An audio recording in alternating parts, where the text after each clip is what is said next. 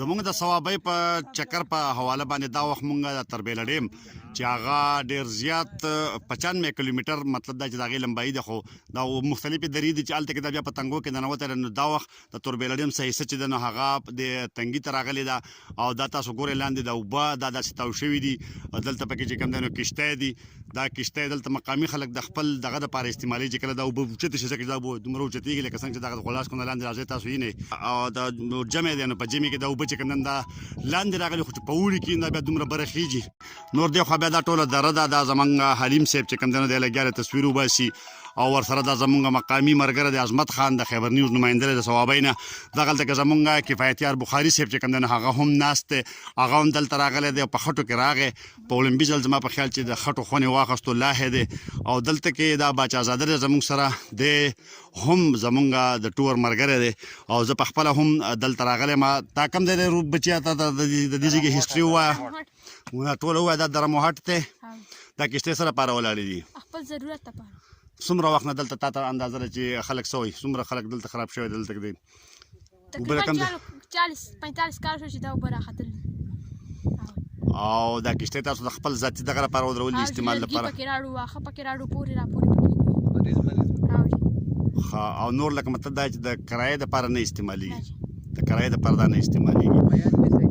دا مقامي ماشوم چې تاسو واورېدو دی وایي چې یاره دا کشتۍ موږ دې لپاره ودرولي دي چې کله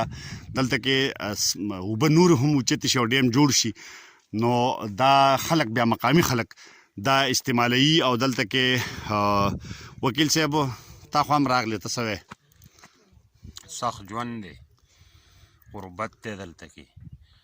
او خلک ډېر په مشکله دلته ژوند تېروي د اوبو سره ژوند دی د غرونو سره ژوند دی او دا خلک وایي د پخوا نه دا خبره مشهوره ده چې په هر چا خپل وطن کشمیر دی نو دوی د دې باوجود دلته خوشحاله دي که سخته ده نو تیری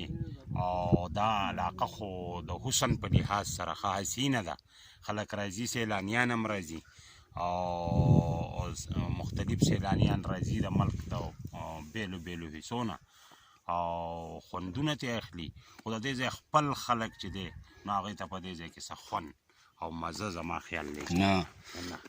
دا درموهټ دغه بره کلي دا لاندې دا د سریکوټ علاقه ده او دلته بیا بره نور هم دا کلي د اوبو د سایډ نه چې کله دلته کې راځي نو دا هم یو ډېر ښایسته ځای دی درموهټ کې دا د غوړاسکو دغې چې کوم دی نو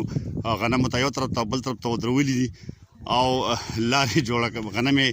سیف کړي ده او بیخي د یو کس د راتلو لار ده ته به وایې چې کوم دی که دا د اسلام آباد د